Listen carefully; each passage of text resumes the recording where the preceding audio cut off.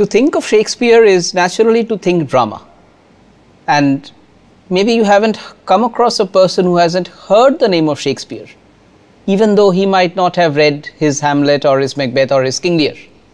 But then isn't it so very common to come across people swearing by Romeo and Juliet in the name of love, or maybe to talk of the villainy of Iago and such things? The question therefore is, why should we be studying Shakespeare as a sonneteer? For this, let us just briefly go into the history of the sonnet in English. Unlike lyric poetry, the sonnet was not a native English form. In fact, you will not find any instances of the sonnet in English literature before the Renaissance. The term sonnet derives from the Italian word sonetto, which means a little sound or a song. The sonnet, a 14-line poem, mostly in iambic pentameter, was basically an Italian poetic form popularized by Francesca Petrarch and imported to England by Wyatt and Surrey. It soon became a vogue in Elizabethan literature. The Petrarchan sonnet had a predominant tone of humility and adoration. Almost always, the lover's expression of love for the beloved was a kind of a supplication. More than celebrating heterosexual love, the glorification of the pains of unrequited love seems to have captured the poetic imagination. Not only Wyatt and Surrey, but other Elizabethan poets like Spenser and Sidney too have profusely tried their hands with the sonnet form. Structurally, the most common pattern of the Petrarchan sonnet was the octave and the sestet. An octave, you will know, is a 8-line unit, while a sestet is a 6-line unit. But then we also find Surrey occasionally attempting to segregate the couplet and thereby making it a 12 plus 2 lines structure. The octave sestet demarcation would be pronounced in terms of the rhyme scheme, which mostly ran ABBA, ABBA, CDE, CDE, or even at times the sestet would be like CD, CD, CD. And in this, the volta or the turn of thought would come in the 9th line. Let us read a sonnet by Petrarch. It's titled Of His Foolish Passion for Laura. It's originally in Italian. The translation is by Joseph Auslander.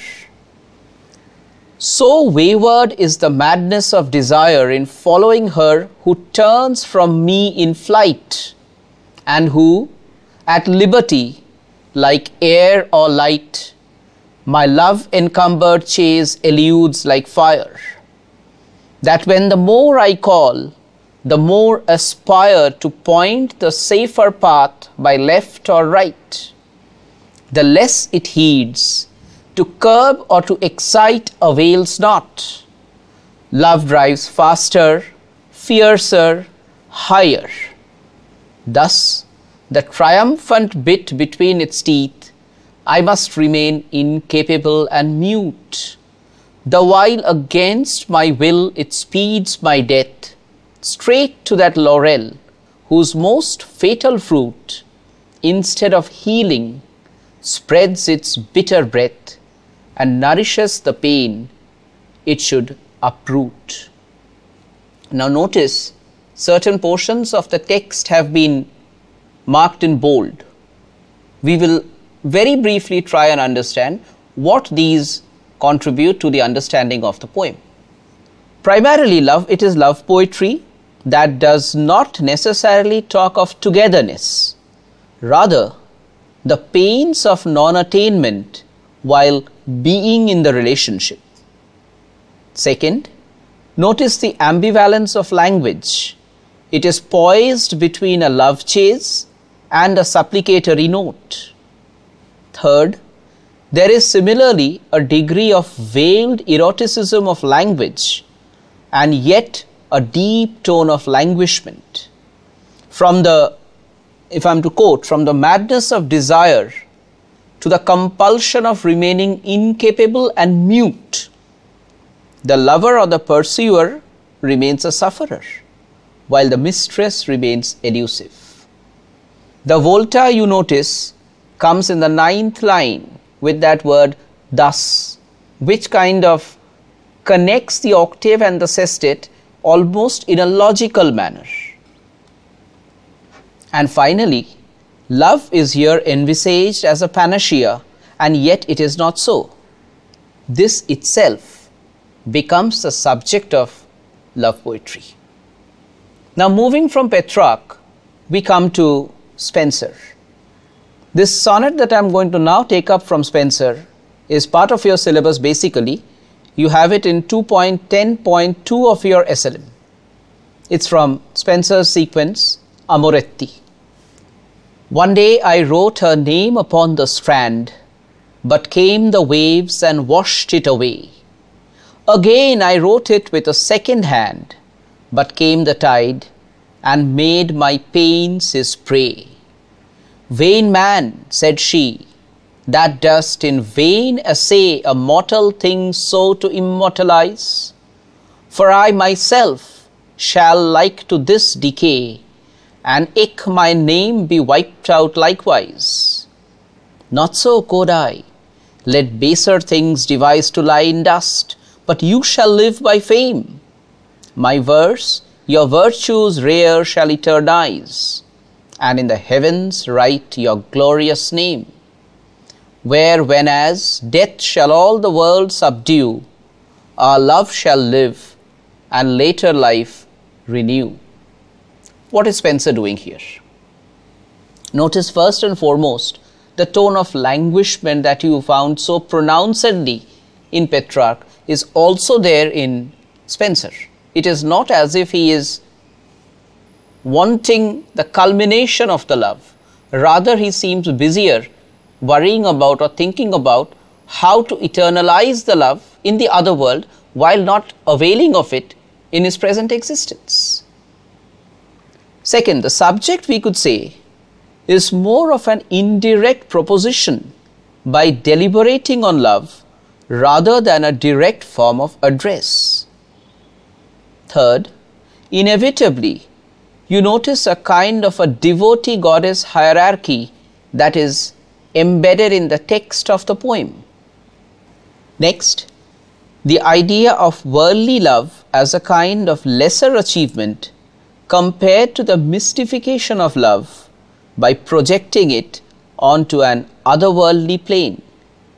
And finally, the significantly evolving idea of eternalizing love through its celebration in verse. Now to come to Shakespeare. What changes basically? Now, when Shakespeare took to writing sonnets a bit later in his literary career, you understand that by then the sonnet as a literary form had already found firm rootings on English soil. That is, Petrarch was being read, translated, Wyatt and Surrey were following it up, and then obviously there were the likes of Sidney, Spenser and Drayton.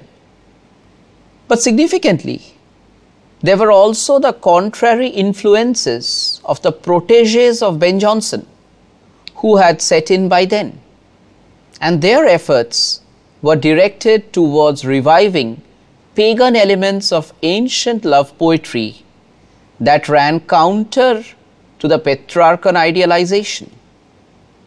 So, while Shakespeare's sonnets do have an occasional inkling of the Petrarchan spirituality that is more in keeping with the trend, yet his subjects were totally different. You will notice that while Petrarch had his Laura, Sidney his Stella, and Spenser his Elizabeth Boyle, the bulk of Shakespeare's 154 sonnets are addressed to a fair young man. From sonnet 1 to sonnet 126, the subject of his poetry is a fair young man. And from sonnet 127 onwards, for the rest of the poems, the subject is a dark lady.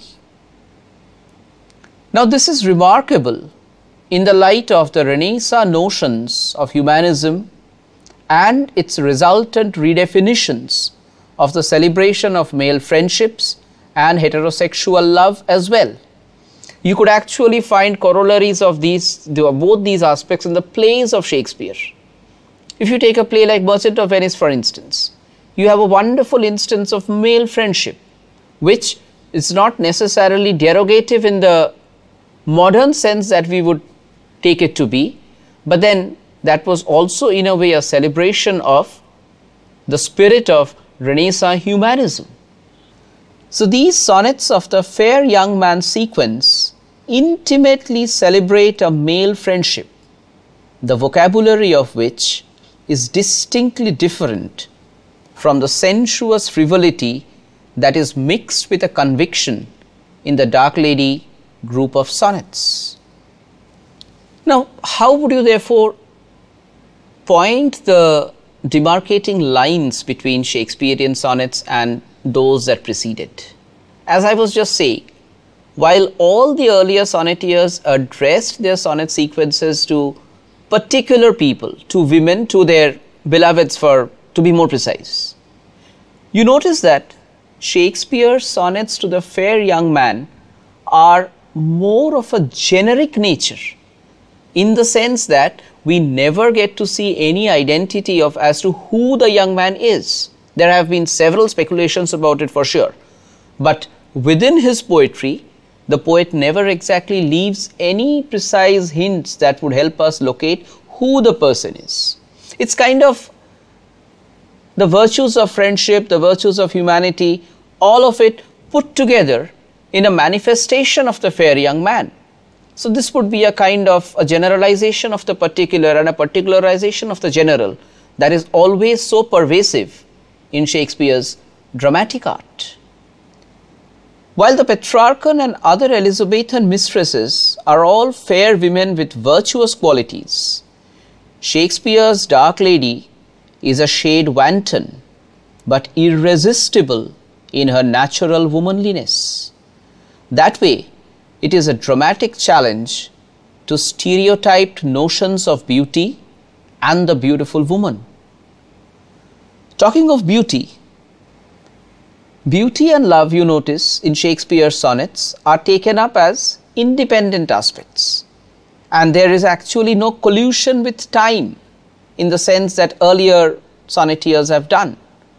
In a Shakespearean sonnet, there is a very clear differentiation, a very clear distinction between what constitutes the ephemerality of beauty and what constitutes the everlastingness of love.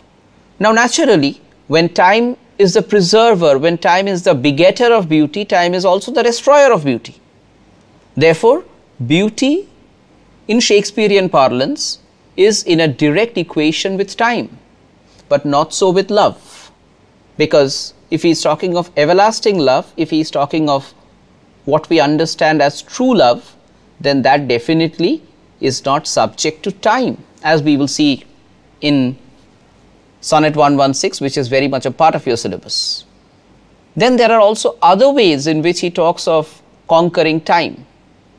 It is either by giving birth to progeny, which is what the first sonnet of the sequence says, or there is also the claim of eternalizing love, the chronicling of love in his verse.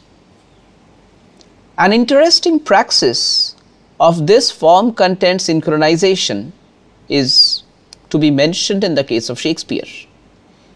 What he does is he breaks away totally from the octave sestet structure and devises a 3 quatrains and a couplet structure. Why am I mentioning this? What does it give? Naturally, when within the span of 14 lines you are making 3 or 4 separate units, there is scope for greater improvisation of thought, there is scope for development of a tension, of a dramatic conflict, which is then resolved in the couplet.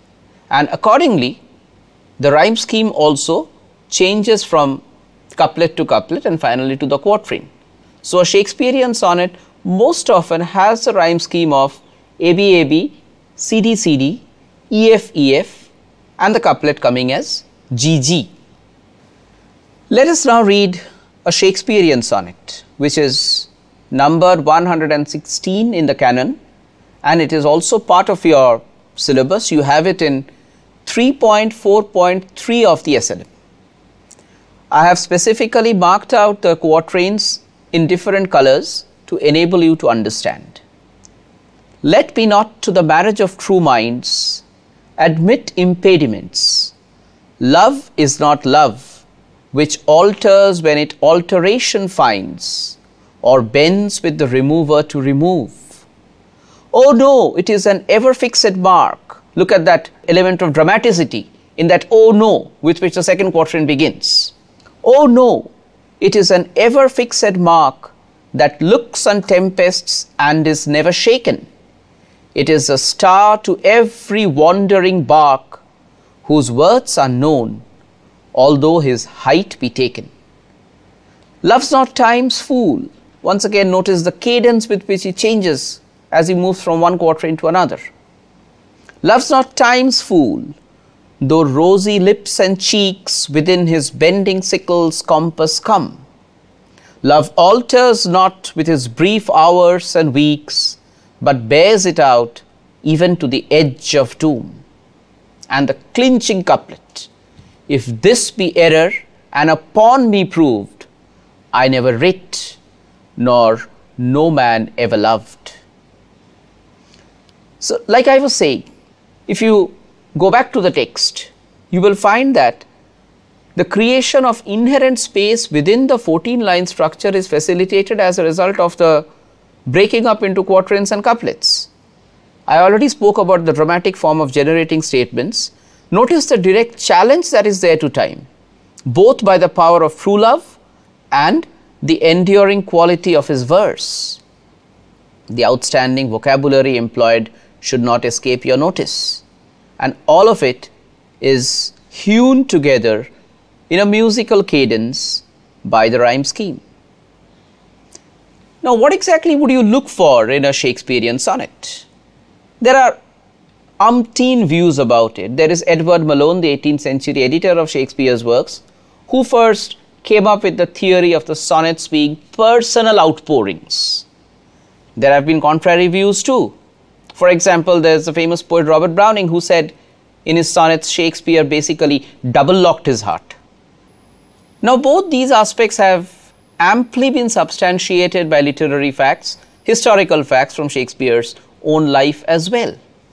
There is also another theory. If you go by Keats's idea of Shakespeare employing the capacity of negative capability to a tremendous extent in his plays, in his dramas, where he actually has ably distinguished and differentiated himself from all his created characters. Shakespeare is and Shakespeare is not there in his plays too. So that way, that negative capability that he invested his dramas with, it has been felt by some that this could be a kind of a roundabout way of constructing his own identity through his sonnets. The reason behind this being that the sonnets remained unpublished till much later. But then, nothing can be said for sure. As students of literature, what should matter to us in analyzing, in studying Shakespeare's sonnets is the fact that these 154 sonnets exist as a body by themselves, contributing significantly to the sonneteering tradition of Elizabethan England as also in later eras, and therefore our worth for us, the worth of these sonnets, this sonnet sequence, should actually intrinsically be based on the texts that we have with us. Thank you.